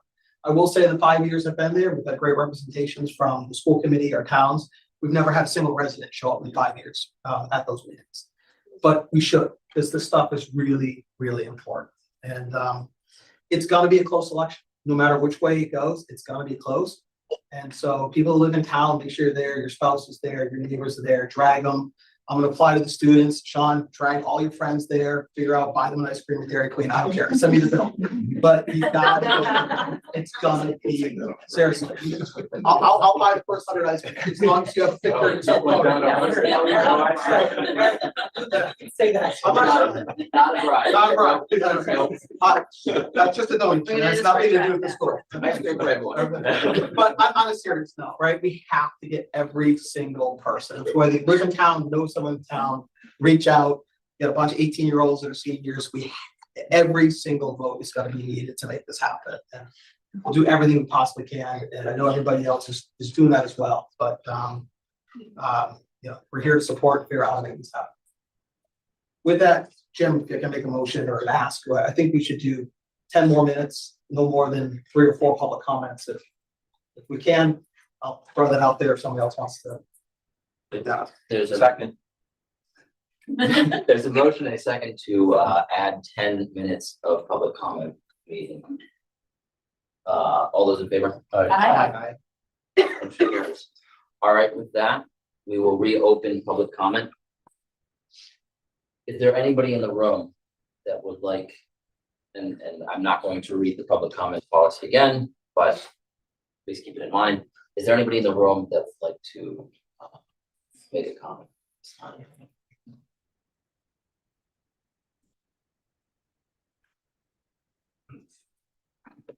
Hi, I'm Brian Maloney. I live in Uxbridge. And sorry, my wife Trish has been a teacher here for 31, yes. I'll get in trouble. I'll make it up for Mother's Day gift. I'm speaking on behalf of Nipmuc High School, but I'm also speaking as a teacher who has been through the cut. I joke with my colleagues, this is my second tour of duty. Mr. Brown, you had said, there's this place is special. I am not from this area, I'm from Norway. I got into teaching late in the game. I used to work in Boston. I used to work alongside lawyers and reinsurance and stuff. And so when my wife dragged me into this career, much like you, Mr. Brown, I had no idea what I was doing. That being said, I found something and then I lost it. And it was a long journey. Took about 4 or 5 years to get back to what I called home. This is not about me, it's about the return on investments. In the years that I've been here, we have students who have gone through these halls and have returned into the community as police officers, as nurses, soon to be doctors. We have members of this school committee, students who are going to serve, and I believe exceptionally well in our armed services, Marines, Army, you name it. We give opportunities to our students so that they can attend top tier elite schools. Mr. Bailey is our latest example. And I will say, I see a future where our young men and women, and our young women especially, are making strides in our STEM. Whether it be pilots, whether working through aerospace technology, and drones, CEOs. I can't speak for enough on DECA. But I also know students through our arts and music that are making headway. I would not be surprised in a couple of years that we hear about screenwriters and directors, not actors, but the ones who develop and bring the dreams alive. To lose that now, I'm talking to the community, will not just be a loss of next year and the year before, it'll be a great hole in our community. We have students that come back here. They do not leave and never to return again. I can't stress enough the rate of investment, that return on investment. Yes, I'm not foolish. The pocketbook will be hurting. But I really believe that your children are experiencing something that is not found in a lot of school districts in the Worcester area. We will have future leaders, future doctors, future police officers. The business will come back. Thank you for your time.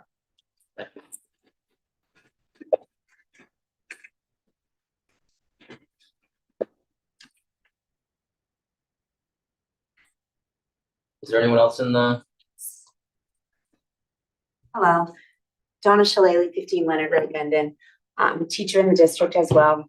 Mother of 3 who have gone through this amazing district. 3 graduates of college, well, almost graduates. The last one graduates in 2 weeks. But I'm just urging the public who are watching this tonight, who are not here.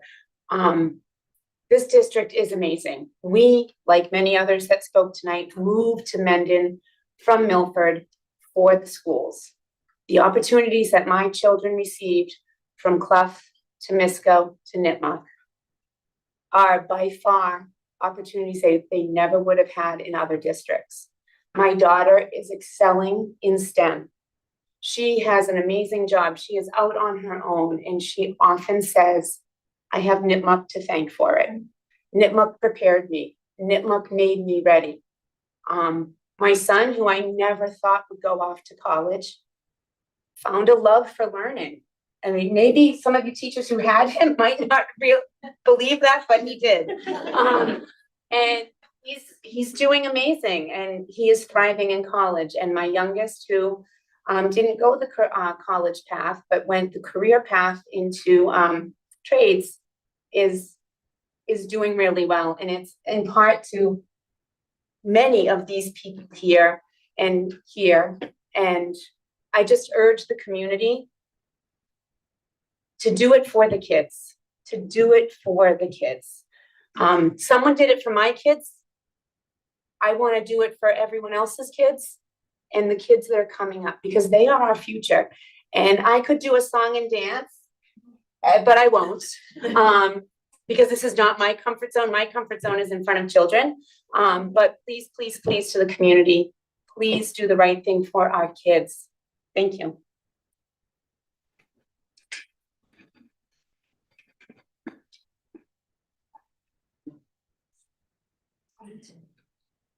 Is there anyone else in the room who'd like to? All right, then we'll move to Sam. There are 2 hands raised. Should you give us one of them? Yes.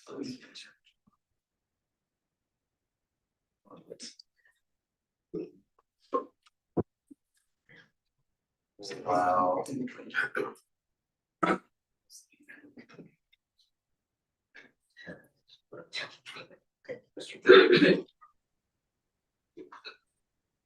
you guys hear me? Yes. All right. My name is Mike Krager. I'm at 16 Colonial Drive in Mendon. I'm also the chair of the Mendon Finance Committee.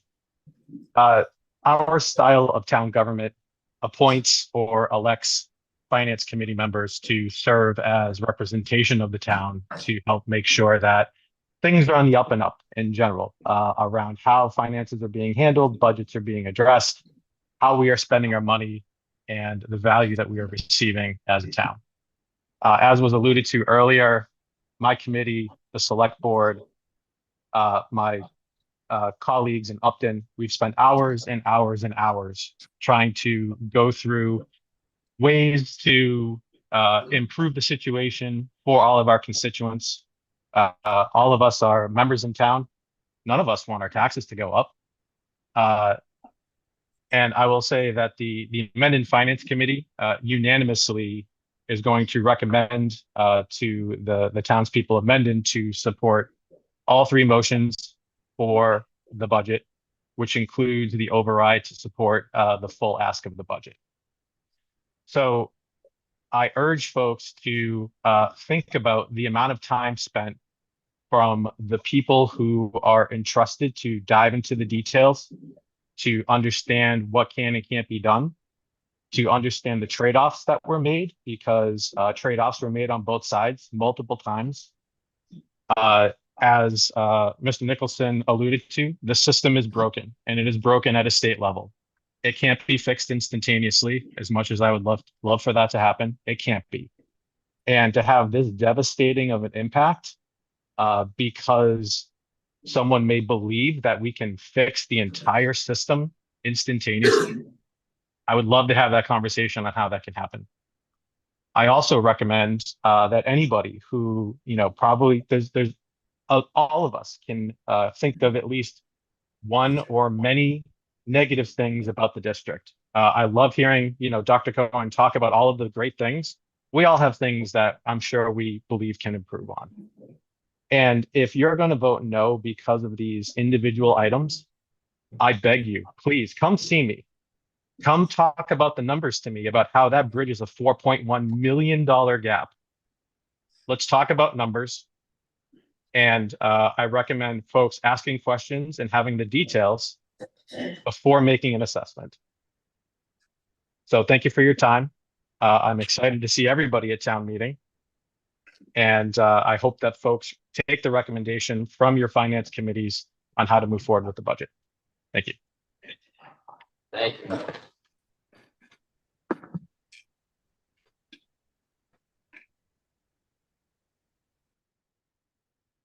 One more. How many? Hi there. My name is Dominique Ross. I'm at 23 Plumley Road in Upton.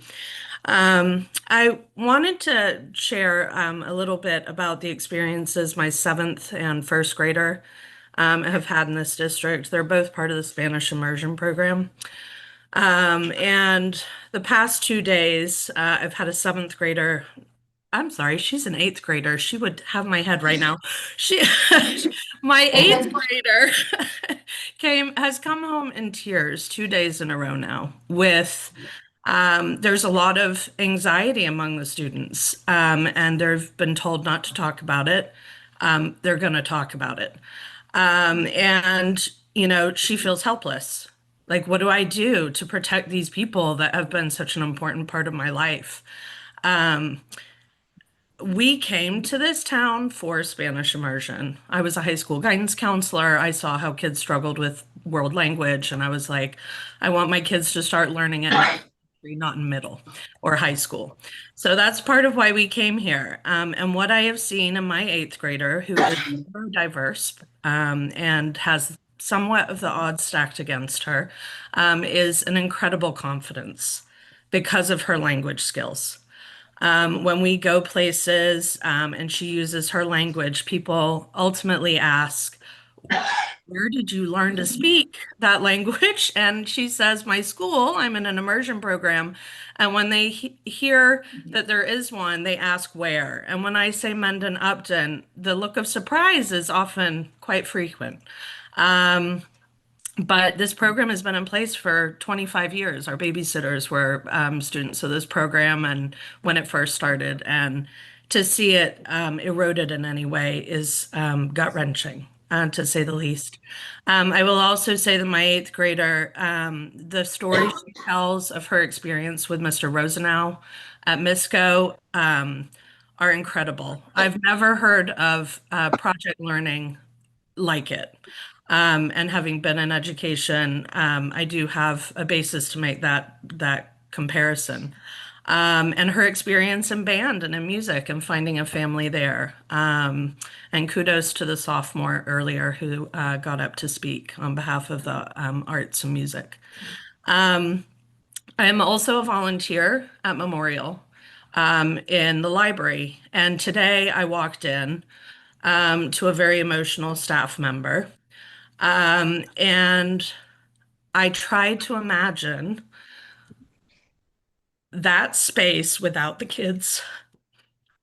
And I'm getting a bit emotional, so I apologize, but they learn so much in that space. I shelve books. That's what I do. It's not hard, but I get to bear witness to every class Carlin Gale teaches.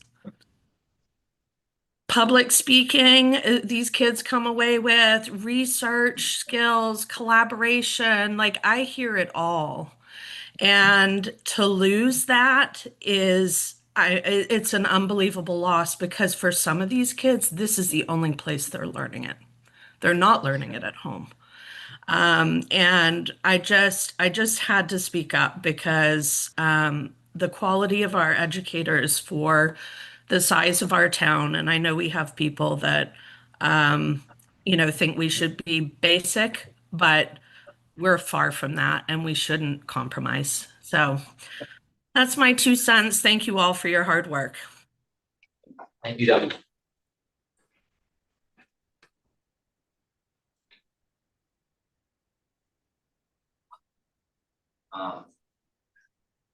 I think in addition to tying what Mike and Sean had mentioned earlier about state level, in addition to showing up to vote,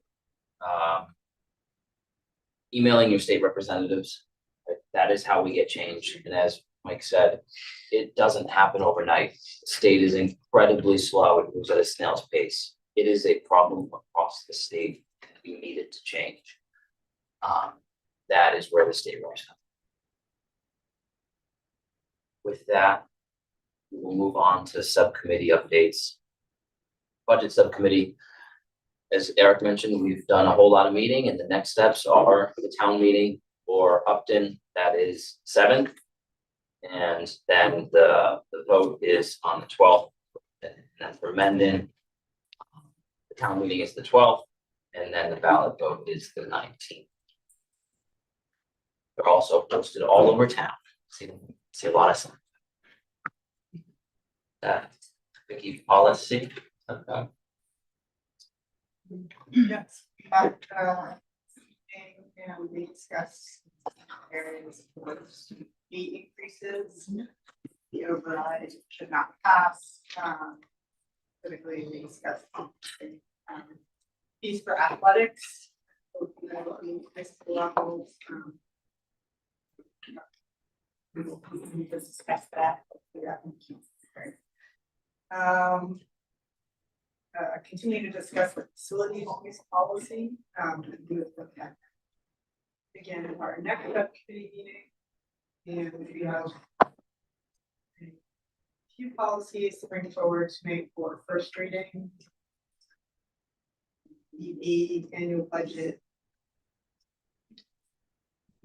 1R, which will be recoded as DDR for first reading, and EDC federal funds supplement, not supplement.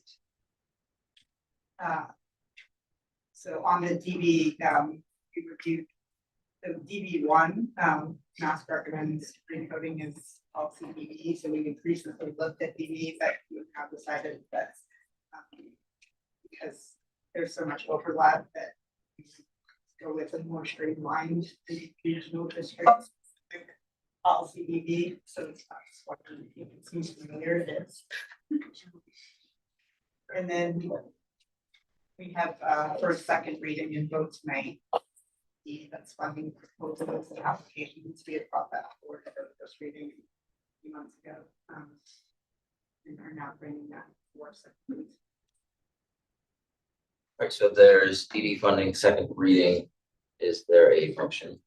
Move to approve the revised policy DD funding proposals and applications. There's a motion to approve policy DD funding proposal, funding. Application second by Carrie, thank you. All those in favor? Aye. There it is. Anything else? It's not a negotiation year, no meeting scheduled, superintendent. Yeah, so Dr. Cohen will be presenting her end of the year update presentation on her goals. Formal evidence and reflection documentation will be submitted on May 11th to the school committee. There are links in our background notes to both the presentation and her goals. Anything else? So while Sam pulls up the goal presentation, I'll give a little overview. So there are 4 goals. We have the professional practice goal. This is, kind of similar to what all the administrators do and the teachers as well. I have a professional practice goal, student learning goal, and then 2 district goals. Sam, are you able to pull that up? What I have tonight is on one slide, I have the goal written out. I won't really read it to you, just kind of high level, because you've seen it before. The next slide after that will be the mid-year progress. I just kept it in there so you would see what I did for an update on my progress on the goals mid-year. But what I want to do is focus on a few of the outcomes in each of the areas. And the first goal is related to, keep going, next one. AI literacy and working on becoming proficient with AI and helping others learn about AI. And I've worked a lot with Ryan, but also we were able to be involved in a peak cohort this year with a couple members of, as a couple teachers as well, and counselors, which has been helpful to develop some of this. So if you jump to the next slide. What I did for all of this is for the action steps, I know you like the color coding, and I'll do that when I submit all of the reflections and evidence to you. I'll get that to you by the end of the week, but the only one I haven't completed is the AI literacy for educators certification. I started it kind of around February, and then I've been doing budget for the last 2 months and haven't gotten through it. So that's something that I hope to get done by the end of the year, but everything else has been completed. Next slide. So mid-year progress, we talked about how we're in the peak cohort, and I shared all the cohort meetings and then talked about some additional PD that I had been involved in, especially early on in the year, and also some of the guideline development that we worked on here with Food for Thought at NIPMUC. We had some PD provided for staff at NIPMUC. We worked on a landscape activity for different aspects of AI development with the leadership team. And we've been making progress on the vision for AI at the peak cohort. But if you go to the next slide, we have, and just so you know, in the background notes for you, I linked in anything I'm referencing here. I just put the link in there if you just kind of wanted to jump into it, and then I'll give you all of that. But we have been working on an AI vision and guidelines that have been drafted around three principles of academic integrity, data privacy and security, and equity and informational validation. It's not complete. The goal is to have a draft by the end of this year and finish, and then we'd be able to start rolling it out next year and explaining it to staff and students. But you have a link to that working draft right now. We have a peak cohort session coming up in about a week where we'll be getting more feedback from them and working on finalizing some of that. On the next slide. I know it's late, so I'm going to try to go quickly through it, but I'm more than happy to answer questions. I talk about the aspect of using AI to build efficiencies. There are many examples of it. So all I did was just pull out a couple of examples of what we've done. You can see just even with some of the budget documents, we've been able to incorporate AI to give different summaries or visuals. But we have taken the Office of Student Support Procedural Assistant Resource Guide and turned it into an active manual online that you can ask questions, and that's something that can be shared with families and also with staff. So everything's filtered in there, and you can ask questions and can answer it for you. We also have been working on learning how to build Gemini Gems. One that Ryan had built was a SIFT analyzer, and what that is submit a claim, it's like you are able to give an example. You know, when you, let's say hypothetically, you were online and you saw an image and you thought, I don't know if that's real or not. You can use the SIP analyzer to work through whether or not it's real and get feedback on it. So it's a helpful tool that we'll be able to work with teachers on and students eventually. We've also developed, and this is a lot of Brian's work for this one, and I gave you the link to the working website for it, and it's not finished. And last meeting we decided we're going to change the images and add more text on the page, but just gives you a sense. But we're developing an interactive tool for teachers that will provide information examples about each of the levels of idea ownership, as well as visually set like this ownership for student AI use in the classroom. So teachers would be able to click into it. It's like a website and it's super interactive to decide together, perhaps, like what levels of AI would be appropriate. And it gives examples, and then it's aligned. You'll see in the document, it's aligned to also our portrait of a learner and those competencies. So it's still in process and we're getting feedback on it, but I think it's going to be a great way to help support some of the use of AI in our schools in the future. Want me to pause after each one or just keep going? Keep going, great. So the student learning goal, we talked about the student learning goal being our performance off of the district performance goal of closing the gap and for students. And we've been focusing on high quality instruction resources, SST, and multi-tiered support processes. Go to the action steps. I would say we still have work to do, but for a lot of the action steps, I would say we've mostly completed those.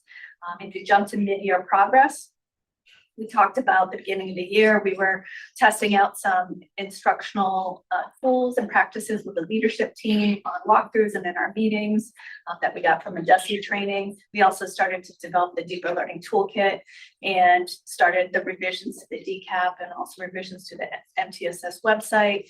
With a new director of student support services, we did walkthroughs together in the first half of the year, which was part of the overall like entry plan for him and for us to then talk about the whole review of how the programming is taking place in the district. So some of the end of year outcomes, and there's more that I'll give you in the overall document, but trying to really focus, we focused the beginning part of the year really on developing a culture of shared responsibility. In opening day, it may feel like 1,000 years ago, it does to me, but we talked about recommitting to every student every day, 180 days until we get to 100% for achievement, closing the gaps.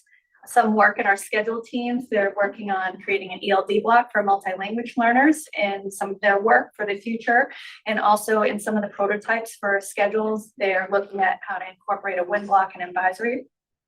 We have common SST expectations for tier 1 accommodations prior to referral. It's supported by the DCAP PAL. I gave you a link to the DCAP PAL. We've referenced that a few times this year. And we've had the common theme that we've spent some time on, particularly the first half of the year. The next slide speaks to the tools for high leverage instructional practices. It gives you a link to the deeper learning toolkit. We focused a lot on deeper learning around our professional development over the course of the year.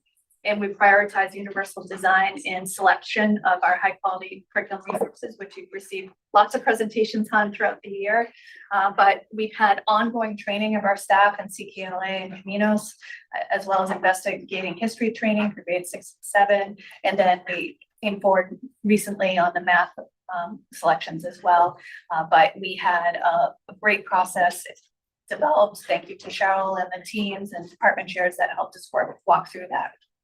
Other things we've worked on is building instructional leadership capacity, leading learning walks for teacher leaders, and you definitely need to click in the MISC for collaboration as part of their ally work of developing a tool for collaboration.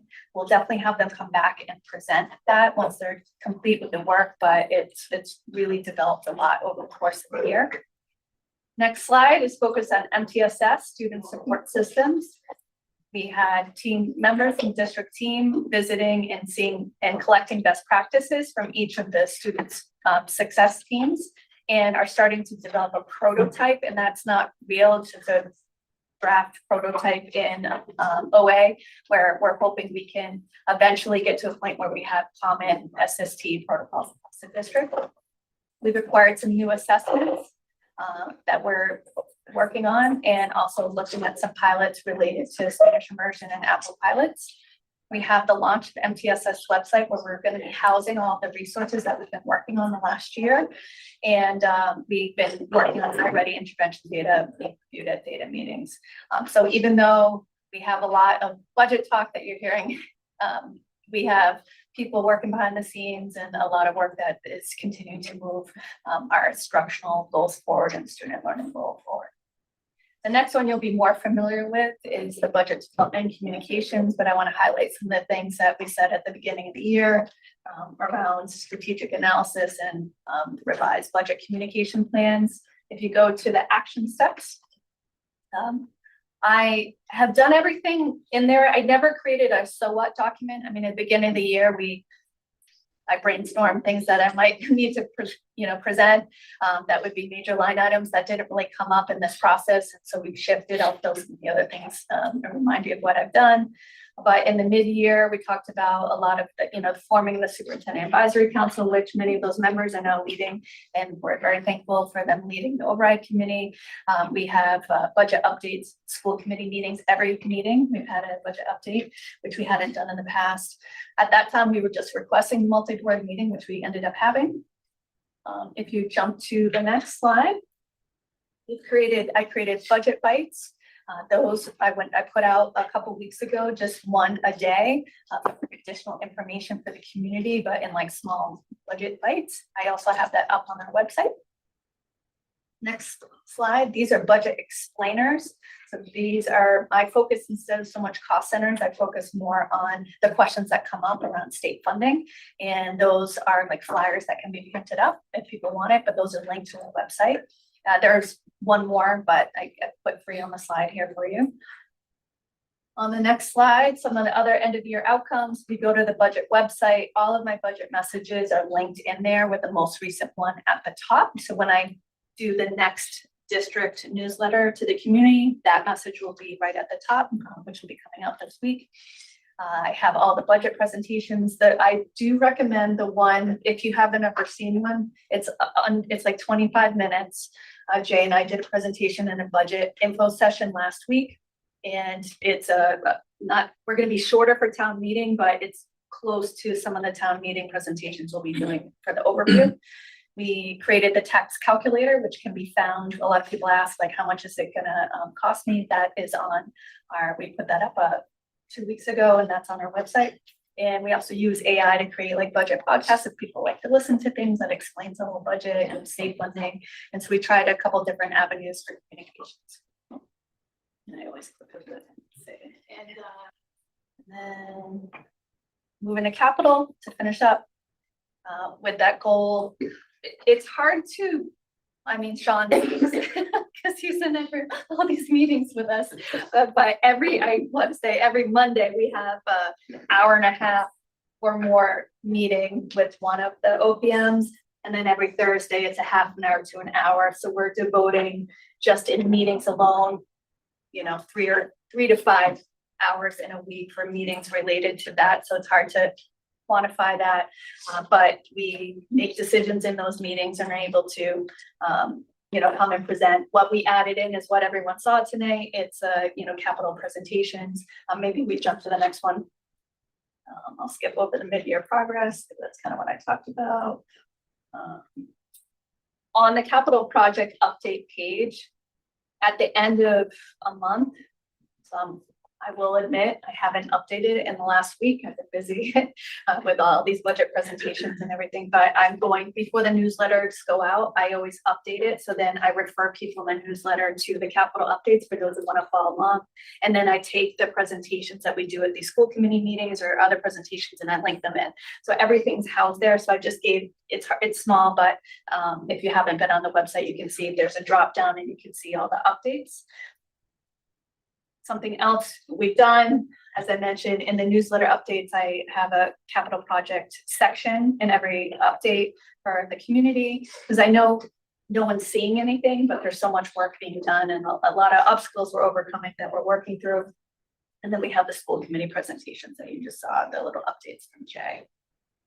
That is a very quick overview, as fast as I could, of some of the outcomes and progress on the goals, but I'll give you more written reflections. So you can review that before we come forward for the evaluation format. That was 30 slides, man.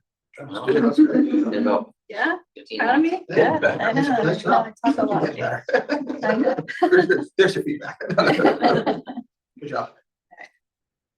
Any questions? All right. With that, other matters not anticipated by the committee within 48 hours. Me, I don't have any future agenda items. Budget update. See where that lands. With that, before we go into executive session, I do want to take a minute, just thank everybody who provided comments today. There was some really great comments, a lot of great takeaways. Thanks to Dr. Cohen for putting all of the material together, Jay as well, with finance, and Sean for all of the capital planning work that goes on under the hood. There's a lot of work that goes on under the hood that's not just these meetings. Policy with Vicky with the policy, Carrie with the superintendent eval, and Sean with the capital planning projects, and the whole budget subcommittee. And I do want to encourage everybody, get involved. Like, I know people have questions, reach out to Dr. Cohen if you have those questions, but also the budget subcommittee meetings are very conversational. So that's a good place to kind of stop by and have a conversation. With that, it is time for executive session. A motion roll call vote to enter into executive session to discuss strategy with respect to collective bargaining, or to conduct strategy session in preparation for negotiations with non-union personnel regarding plan reductions in force. The committee will return to open session only for the purpose of adjournment. That. So moved. Second by Sean, thank you. Roll call vote, Sean, we'll start with you. Sean Nicholson, aye. Eric Brown, aye. Jim Borton, aye. Harry Winston, aye. Matt Hagan, aye. With that, we enter executive session at 8:57 PM. Thank you, everyone.